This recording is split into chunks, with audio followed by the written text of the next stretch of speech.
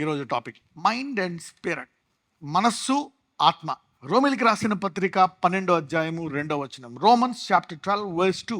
మీరు ఈ లోక మర్యాదను అనుసరింపక ఉత్తమమును అనుకూలమును సంపూర్ణమునైన దేవుని చిత్తం ఏదో పరీక్షించి తెలుసుకొనున్నట్లు మీ మనస్సు మారి నూతనమగుట వలన రూపాంతరము పొందుడి. Right. Be not conformed to this world, but be you transformed by renewing of your mind, that you may prove what is good and acceptable and perfect will of God.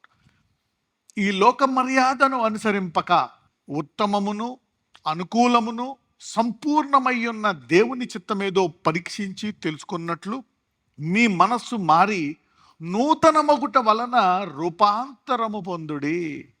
నూతనం అనండి, కొంతమంది ఎప్పుడు చూసినా ఫ్రెష్గా ఉంటారు. రెన్యూయింగ్, నూతన పరుచుకోవడం అంటే so being fresh. చూడండి, బాడీకి ఆహారం పెడతాం, నీళ్లు పెడతాం, we hydrate our body, renew చేసుకుంటాం. బలాన్ని తగ్గిపోతుందంటే ఆహారం తింటూ ఉంటాం. అదే రీతిగా ఆత్మను కూడా మన మనస్సునంట ఎప్పటికప్పుడు నూతన పరుచుకోవాలండి. Renewing the mind. సపోజ్ మీరు ఒక పూట తినలేదు, ఏమవుతుంది? నీరసం వచ్చేస్తుంది. సో రెన్యూయింగ్, ఈ నూతన పరుచుకోవడం అనేటువంటి మనస్సు చాలా ముఖ్యమంట. ఇలాగా కొంతకాలము నూతన పరుచుకోవాలంట. ఉదాహరణకి ఇప్పుడు కొత్త అలవాటు, ఒక అలవాటు వచ్చింది, నూతన పరుచుకుంటున్నారు మీరు. ఇలాగా స్టార్టింగ్లో ఏంటంటే బాలుడు అనేక సార్లు పడిపోతాడని ఉంటుంది.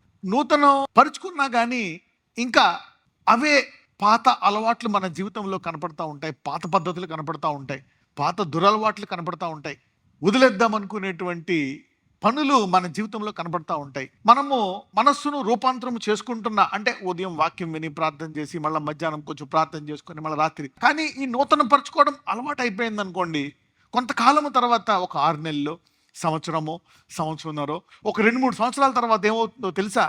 ఈ నూతన పరుచుకున్న వ్యక్తి ఏమవుతాడో తెలుసా? రూపాంతరం పొందుతాడంట. అంటే ఆ తర్వాత ఆయనకి అలవాట్లు ఉంటాయి, పాత బుద్ధులు కూడా పూర్తిగా పోయి కొత్త బుద్ధుల్లోకి రూపాంతరం పొందుతాడంట. You see that now. So renewing is a process till you transformed by the renewing. A continuous renewing of mind will bring transformation. ఎప్పుడైతే మనం ఒక కొత్త అలవాటుని మనము బలవంతంగా చేస్తామో, కానీ పాత పద్ధతులు అంత త్వరగా మారవు. ఎప్పుడైతే అలా నూతన పరుచుకుంటామో కొంతకాలానికి ఆ నూతన పరుచుకునేటువంటి అలవాట్ల వల్ల మన అంతరంగ పురుషుడు, బాహ్య పురుషుడు ఏమైపోతాడంట? రూపాంతరము చెందుతాడంట. ఎంతమందికి అర్థమైంది ఇది? ఓకే, ఇప్పుడు స్పిరిట్లోకి వెళ్దాం. We will see how we are connected to the spirits.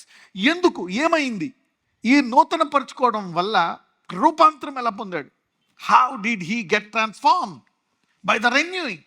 చాలామంది కొంతకాలము వాళ్ళు నూతన పరుచుకొని నాలో ఏం మార్పు లేదు, ఇతరులు కూడా నీలో ఏం మార్పు లేదు, ఆర్థికంగా, శారీరకంగా, ఆరోగ్యంలో, బుద్ధుల్లో ఏమీ కనపట్లేదని దాన్ని పక్కన పెట్టేస్తారు. ఈ లోకంలో వెళ్తేనే బెస్ట్, చూడండి వాళ్ళందరూ బ్లెస్ అయిపోతున్నారు, అందరికందరూ వెళ్ళిపోతున్నారు, నేనేమో ఇలా ఉండిపోయాను, ఇదేమో పని చేయట్లేదు అనుకుంటారు. నో, కొంతకాలము నువ్వు ఎప్పుడైతే నూతన పరుచుకుంటా ఉంటావో తప్పకుండా రూపాంతరం చెంది ఆ తర్వాత లోకంలో ఉండే వాళ్ళకి నీకు పోలికే ఉండదు. రూపాంతరం చెందిన వ్యక్తి ఒకవేళ నష్టపోతే అతన్ని ఇబ్బంది పెట్టేదాన్ని పోగొట్టుకుంటాడు. తద్వారా ఆ నష్టం ఎలా మారుతుంది? లాభముగా మారుతుంది. So renewing is important. ప్రార్థించిన బైబిల్ చదువుకున్న ఆ వాక్యం వింటారు. తర్వాత మళ్ళీ సాయంకాలం ఒకవేళ మీరు ప్రార్థన బైబిల్ మిస్ అయినా వాక్యం వింటారు దారిలో వెళ్తున్నా సాయంకాలం. అందుకే ఈ నూతన పరచడం అనేది చాలా ఇంపార్టెంట్ అనమాట. ఏదో బాధ్యతలాగా అనిపించదు. ఎప్పుడైనా ఎవరైనా కష్టపడి భారం, మోయలేని భారంతో ఎప్పుడైనా పెళ్ళికి వెళ్ళి ఆ పెళ్లి సెక్షన్లో అబ్బా ఇక్కడ ప్లేట్ పట్టుకుని ఎన్ని వంటలు వేసుకుని ఇన్ని ఐటెంలు తినాలా, ఆ తర్వాత ఐస్ క్రీమ్ తినాలా, ఆ తర్వాత ఈ సలాదులు తినాలా, ఆ తర్వాత ఈ చాక్లెట్లు, ఈ స్వీట్లు, ఇన్ని ఐటెంలు తినాలా, అమ్మో ఈ భారం నా వల్ల కదా. ఇప్పుడు అనుకున్నారా? ఎవ్వరు అనుకోలేదు. When you know that it is helping you and renewing you, it's no more a burden, it's part of your joy, it's part of the process, you rejoice. అలా కొంతకాలానికి దీనివల్ల వచ్చే లాభాలు, దీనివల్ల వచ్చేటువంటి ఆశీర్వాదాలు చూసి రూపాంతరం చెందుతారు. 2-3 years. కొంతమందికి కొంచెం ఆలస్యం అవ్వచ్చు, 5 ఏళ్ళు పట్టచ్చు, 10 ఏళ్ళు పట్టచ్చు, కానీ రూపాంతరము చెందుతారు అనమాట. అందుకే దీస్ ఆర్ ఇంపార్టెంట్ థింగ్స్. ఆ గ్యాదరింగ్లో మీకు తెలియదు, ఆ గ్యాదరింగ్లో ఉండే బ్లెస్సింగ్స్. నా స్పిరిట్, దీనికి ఆత్మలకి ఏం కనెక్షన్? Mind and spirit. ఇప్పుడు మన మనస్సుకి ఆత్మల లోకానికి ఏంటి కనెక్షన్? అందరికీ కూడా this is valid for every body. In fact this is a mystery. You need to know this mystery. Let us see. 1 కొరింథీయులు 15:33, 1 Corinthians 15:33.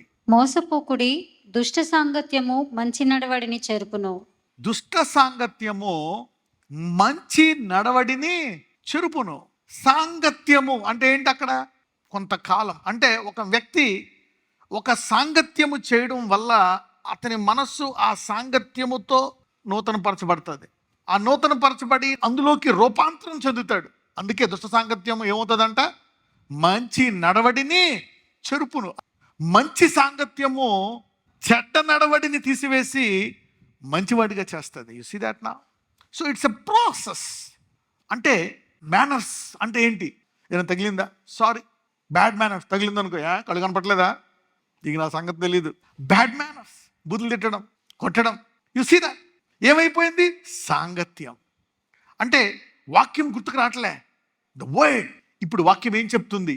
ఈ వ్యక్తి ఇలాగ అన్నాడు, వాక్యం ఏం చెప్తుంది? వాట్ ఈజ్ వర్డ్ టెల్లింగ్ నా? ఈ వ్యక్తి ఇలాగ అనేసాడు, వాట్ ఈజ్ వర్డ్ టెల్లింగ్ నా?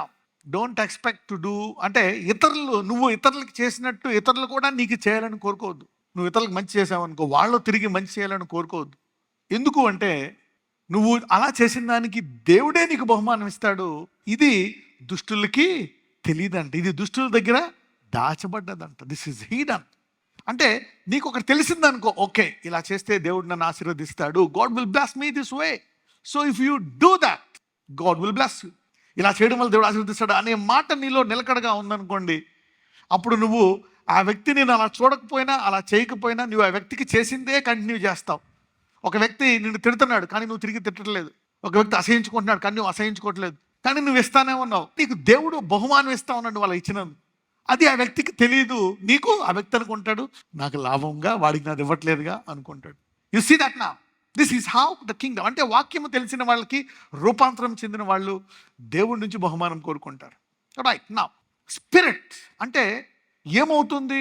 ఒక వ్యక్తి ఎప్పుడైతే మనస్సును రూపాంతరము చెందుకుంటున్నాడో, మనస్సును ఏదైనా ఒక చెడుతో నింపుకుంటున్నాడో, ఏమవుతుందంట?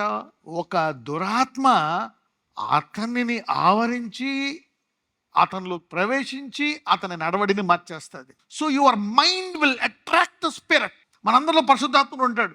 నీవు పరిశుద్ధాత్మ ప్రకారం వాక్యము, ఆయన ఏం బోధిస్తాడు మనకి? పరిశుద్ధాత్ముడు వాక్యాన్ని బోధిస్తాడు. నువ్వు వాక్యం చదివితే వాక్యం ద్వారా పరిశుద్ధాత్ముడు నీ ఆత్మను మారుస్తాడు. ఒకవేళ నువ్వు చెడులో ఉంటే దురాత్మ వచ్చి నీ మనస్సుని మార్చేసి దాని తలంపుల్లో పెట్టి అది ఆవరిస్తుంది. ఎంతమందికి అర్థమైంది? The mind and spirit. Be not deceived. Evil communication corrupt good manners. మనిషే పాడైపోతాడంట.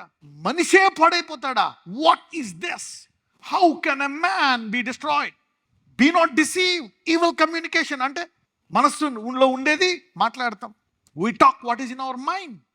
మన మనస్సును మాట్లాడతాం, అది మనిషినే మార్చేస్తుందంట. It will corrupt completely. ఏంటి మనిషి అలా పడైపోయాడు? I'm giving you a secret. మీ పిల్లలనైనా, భర్తను, తల్లిని, ఎవరినైనా ఒక మార్చాలంటే కొంతకాలం ఒక వాతావరణంలో పెట్టాలి వాళ్ళని. So an atmosphere will change. వాళ్ళని ఒక వాతావరణంలో పెట్టాలన్నమాట. ఎవరన్నా మార్చాలంటే వాతావరణంలో 1 సంవత్సరం, 6 నెలలు, 2 సంవత్సరాలు పెట్టారంటే ఆ కరప్ట్ అయిపోయిన వ్యక్తి మళ్ళా పరిపూర్ణుడిగా రూపాంతరం చెంది మంచి వ్యక్తి అయిపోతాడు. అంటే ఆ దురాత్మ బలహీనమైపోయి వెళ్ళిపోయింది బయటికి. It's out. The Holy Spirit took over completely. The connection between the mind and the spirit. నజరేయుడైన యేసయ్య, ఈ రోజు నుంచి నా మనసును నూతన పరుచుకొని, నేను, నా భర్త, నా భార్య, నా తలంపులను ఎప్పుడు నూతన పరుచుకునే అలవాట్లను పెట్టుకుంటాము ఆయన. We want to just renew continuously our mind until we get transform my lord. అయ్యా, ఈ రోజు నుంచి నేను, నా కుటుంబము, నా తలంపులను రూపాంతరము చేసుకునే వరకు మేము మా మనసును నూతన పరుచుకుంటాం. We will continuously renew our mind till we get transformed. నజరేయుడైన యేసు నామమున ప్రార్థిస్తున్నాము తండ్రి. ఆమేన్.